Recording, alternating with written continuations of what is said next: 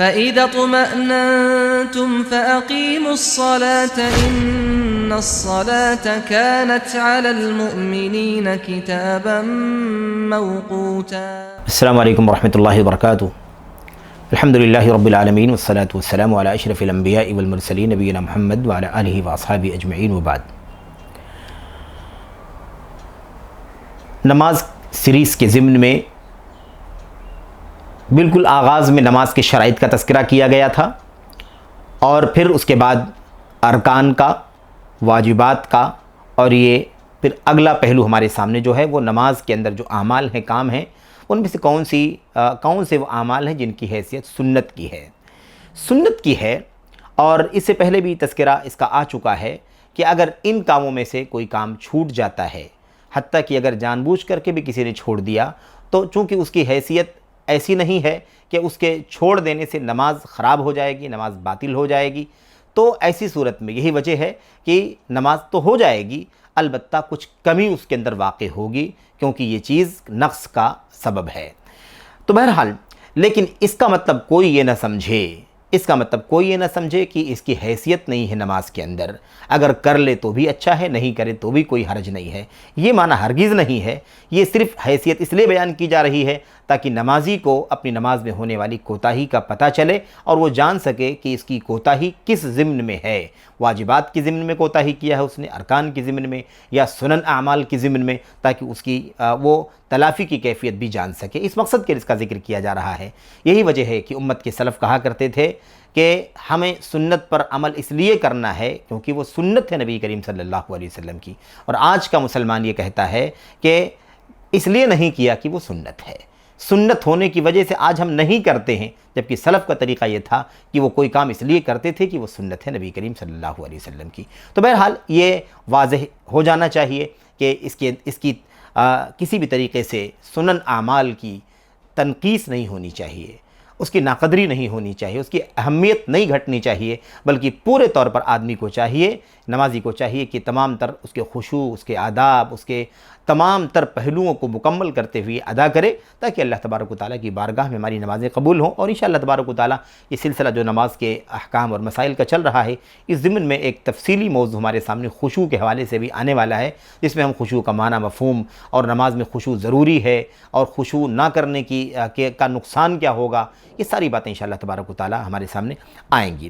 بہرحال آئیے دیکھتے ہیں کہ نماز کے اندر کون سی چیزیں ہیں جن کی حیثیت سنت کی ہے، سنن کی ہے، اور یہ سنن بمقابل واجبات، بمقابل شروط، بمقابل ارکان ہے، ورنہ عمومی طور پر نماز اور پورا دین اسلام نبی کریم صلی اللہ علیہ وسلم کی سنت کا حصہ ہے، آپ کی سیرت کا حصہ ہے، آپ کے اعمال کا، آپ کے اقوال کا، آپ کے فرمودات کا، آپ کی تقریرات کا حصہ ہے، جو سنت کا جامع مفہوم ہے۔ تو یہ جو سنت کے الفاظ استعمال کیے جا رہے ہیں آپ کے سامنے اس ضمن میں، یہ جو فقہی اصطلاح بنی ہوئی اس حیثیت سے اس کا استعمال کیا جا رہا ہے۔ بہرحال میں چونکہ اس کی تعداد بہت زیادہ ہے اور ہم نے ارکان اور واجبات وغیرہ پڑھا ہے، اس لیے اس کا بھی ذکر کرنا مناسب ہے، ورنہ ایسے بھی یہ بات واضح ہو سکتی ہے کہ جو شروط، ارکان اور واجبات گزرے ہیں، ان کے بعد جو اعمال باقی بچتے ہیں وہ کے سارے اعمال سنت کی حیثیت رکھتے ہیں۔ لیکن آئیے سرسری طور پر اس کا تذکرہ تیزی کے ساتھ آپ کے سامنے کر دیا جاتا ہے۔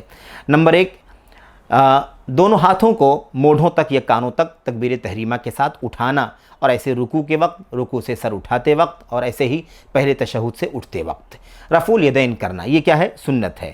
نمبر 2، دائیں ہاتھ کو بائیں ہاتھ پر رکھ کر کے سینے پر رکھنا۔ نمبر 3، یہ سب سنت ہیں، ان کی حیثیت سنت کی ہے، لیکن ناقدری نہیں ہونی چاہیے۔ نمبر 3، نماز کی حالت میں نظروں کو، نگاہ کو سجدے کی جگہ پر رکھنا، اور اس سلسلے میں صحابہ کرام کے تقریباً 10 صحابہ کرام سے حدیثیں مروی ہیں۔ نمبر 4، دعائے استفتاح پڑھنا، اس میں کوتاہی نہیں ہونی چاہیے۔ عام طور پر لوگ اس کا اہتمام نہیں کرتے ہیں، اس کو اپنی نماز کے پورے طور پر ادا کرنے کا حصہ نہیں سمجھتے ہیں، یہ سمجھتے ہیں کہ سورہ فاتحہ کے پڑھتے وقت بھی پہنچ گئے یا سورہ فاتحہ پڑھنے کا موقع بھی مل گیا تو کافی ہے، اور عام طور پر اسی معمول پر چلتے رہتے ہیں۔ ایسا نہیں ہونا چاہیے، دعا استفتاح کا اہتمام کیا جانا چاہیے۔ نمبر 5، اعوذ باللہ من الشیطان الرجیم کہنا۔ نمبر 6، بسم اللہ الرحمن الرحیم کہنا۔ نمبر 7، سورۃ الفاتحہ کے پڑھنے کے بعد جہری نمازوں میں جہری اور سری نمازوں میں سری طور پر آمین کہنا۔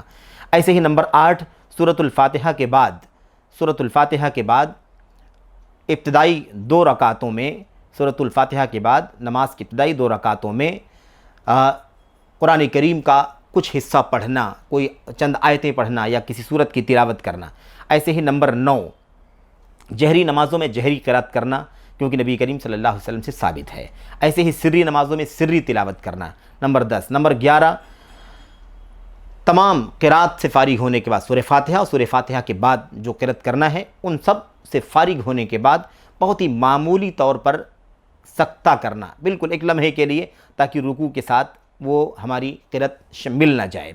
नंबर 12, दोनों घुटनों के ऊपर हाथों को, उंगलियों को फैला करके रखना। दोनों घुटनों पर दोनों हाथों को उंगलियां फैला करके रखना तशहुद की हालत में, रुकू की हालत में। ऐसे ही नंबर 13, रुकू की हालत में जब आदमी जाए तो उसे चाहिए कि अपनी पीठ को बिल्कुल सीधा रखना और सर को भी बराबर रखना, यहाँ तक कि अगर उसके ऊपर कोई पानी रख दे तो पानी भी न गिरे, जैसा कि ताबीर हदीसों के अंदर बयान की गई है।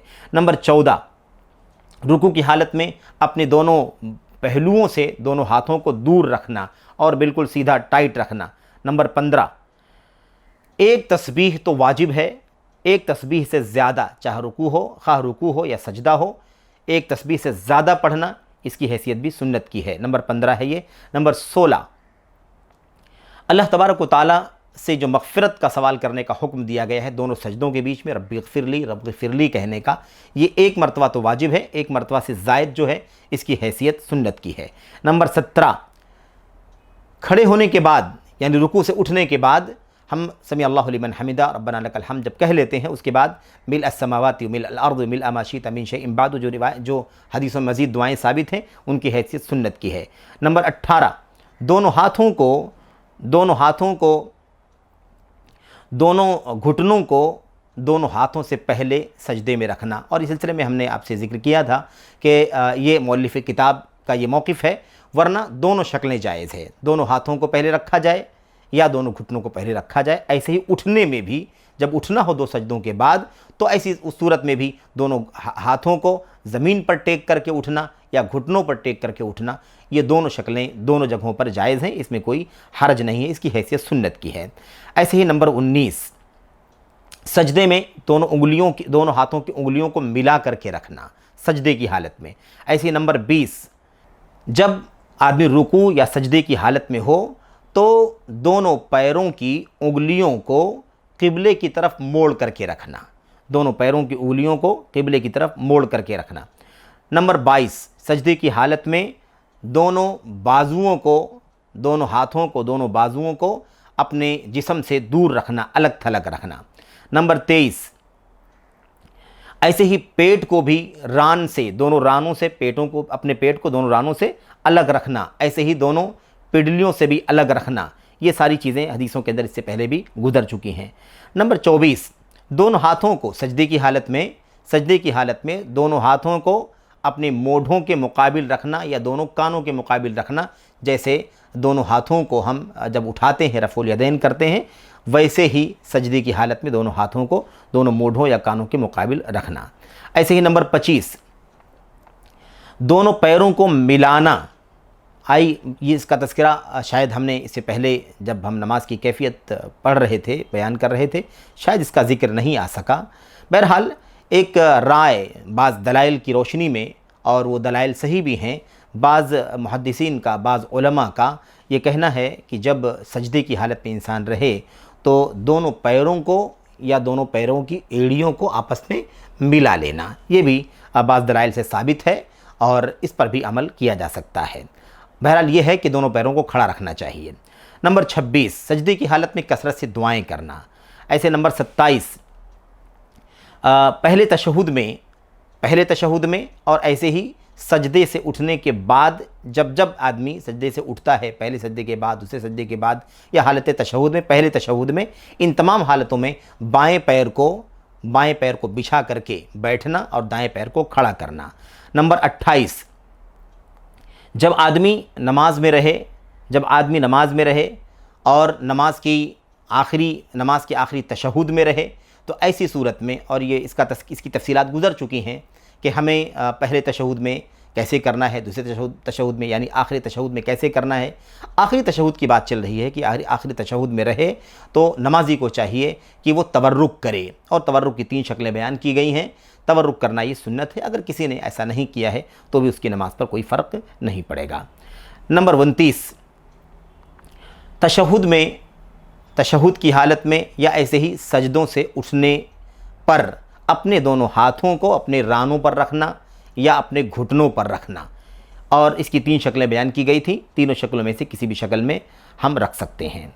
نمبر 30، جب تشہد کی حالت میں رہے، پہلے تشہد میں خواہ یا ایسے ہی دوسرے تشہد میں، دونوں تشہد کے اندر سنت یہ ہے کہ یہ اخیر والی انگلی اور ایسے ہی یہ والی انگلی، ان دونوں انگلیوں کو سمیٹ لیا جائے، اور اس کے بعد اس بیچ والی انگلی اور انگوٹھے سے حلقہ بنا لیا جائے، اور اس کے ذریعے سے اشارہ کیا جائے اور اسے دعاؤں پر حرکت دیا جائے، یہ سنت ہے۔ یہ جو حلقہ بنانے کی بات ہے، ایک کیفیت حلقہ کی بنانے کی ہے، اور اس کے علاوہ 2 کیفیتیں اور بھی ہیں۔ ایک کیفیت یہ ہے کہ انگوٹھے کو اندر لے لیا جائے، اور تیسری کیفیت یہ ہے کہ اس انگوٹھے کو اس انگلی کے جڑ پر رکھا جائے، اس طریقے سے، یہ اس کے اصل پر کہتے ہیں، جڑ پر رکھا جائے۔ یہ 3 شکلیں ہیں، ان تینوں شکلوں میں سے کسی بھی حیثیت سے ہم عمل کر سکتے ہیں۔ نمبر 31، جلسہ استراحت کرنا۔ جلسہ استراحت، اس کی وضاحت گزر چکی ہے کہ دوسری رکعت کے لیے کھڑے ہونے سے پہلے، ایسے چوتھی رکعت کے لیے کھڑے ہونے سے پہلے، دونوں سجدوں سے اٹھنے کے بعد، دوسری رکعت کے لیے کھڑے ہونے سے پہلے اور ایسے چوتھی رکعت کے لیے کھڑے ہونے سے پہلے معمولی سا بیٹھ جانا اور پھر اس کے بعد کھڑا ہونا، اس بیٹھنے کو جلسہ استراحت کہتے ہیں۔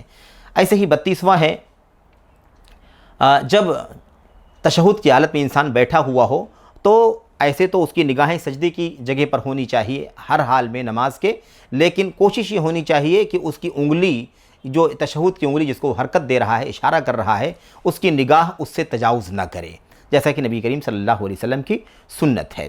ایسے ہی 34ویں بات یہ ہے سنت کے قبیل سے کہ نبی کریم صلی اللہ علیہ وسلم پر درود پڑھا جائے، آپ کے لیے برکت کی دعائیں کی جائے۔ یہ پہلے تشہد کی بات ہے، دوسرے تشہد کے اندر یہ چیز رکن کی حیثیت رکھتی ہے۔ 35، دوسرے تشہد کے بعد جب آدمی نماز سے فارغ ہو جائے، نماز سے، جس تشہد سے انسان نماز سے فارغ ہو جاتا ہے، اس میں اس کو چاہیے کہ اللہ تبارک و تعالیٰ سے کی پناہ مانگے 4 چیزوں سے، اور اس کا تذکرہ آ چکا ہے۔ اللہ کے نبی علیہ السلام نے پناہ مانگا بھی، اور آپ نے فرمایا تعوذوا باللہ من 4 4 چیزوں سے پناہ مانگے۔ نمبر 36، دائیں بائیں سلام پھیرنا، دائیں طرف اور ایسے بائیں طرف، دائیں سمت اور ایسے ہی بائیں سمت سلام پھیرنا، یہ بھی سنت ہے۔ ایسے ہی یعنی السلام علیکم ورحمۃ اللہ، السلام علیکم ورحمۃ اللہ آدمی کہے گا تو نماز سے باہر نکل جائے گا، نماز اس کی ہو جائے گی، لیکن دائیں طرف مڑنا، بائیں طرف مڑنا، یہ نبی کریم صلی اللہ علیہ وسلم کی نمازوں میں جو کام ہے اس کی حیثیت سنت کی ہے۔ ایسے ہی اس کو چاہیے کہ جب سلام پھیرے، السلام علیکم ورحمۃ اللہ کہے دائیں بائیں، تو اس کی نیت میں یہ ہونا چاہیے کہ وہ اس سے نماز مکمل کر رہا ہے، یعنی نماز سے نکلنے کے لیے اس کی نیت ہونی چاہیے۔ یہ وہ چند سنتیں ہیں جن کا تذکرہ آپ کے سامنے سرسری طور پر کیا گیا، جبکہ ضمناً نماز کی کیفیت کے حوالے سے یہ ساری باتیں آ چکی ہیں، اور اس کے علاوہ بھی اور بھی چیزیں ہیں جسے ہم گن سکتے ہیں، شمار کر سکتے ہیں، جو نماز کا حصہ ہیں۔ بہرحال یہ سرسری طور پر جو چیزیں نقل تھیں کتاب میں ہمارے سامنے، اس کا تذکرہ ہم نے آپ کے سامنے کیا ہے۔ دعا کرتے ہیں کہ اللہ تبارک و تعالی ہمیں نماز کو اللہ کے نبی علیہ السلام سے جیسے ملی ہے وہ پڑھنے کی توفیق عطا فرمائے، اور بجائے اس کے کہ ہم یہ رکن ہے، یہ فرض ہے، یہ سنت ہے، اس کی تفریق کریں، ہم دیکھیں کہ اللہ کے نبی علیہ السلام نے کیسے نماز پڑھی ہے، ویسے ہی ہم بھی پڑھیں، جہاں جہاں جو کام آپ نے کیا ہے وہاں وہاں وہ کام ہم کریں، اس سے قطع نظر کہ آپ نے اس کی حیثیت اسے کس حیثیت سے کیا ہے، بلکہ ہمارے لیے اتنا کافی ہے کہ وہ عمل نبی کریم صلی اللہ علیہ وسلم کا ہے، وہ طریقہ نبی کریم صلی اللہ علیہ وسلم کا، اس لیے اس پر عمل کرنا چاہیے۔ دعا ہے کہ اللہ تبارک و تعالیٰ اس کا اہتمام کرنے کی توفیق عطا فرمائے، آمین رب العالمین۔ السلام علیکم ورحمۃ اللہ وبرکاتہ۔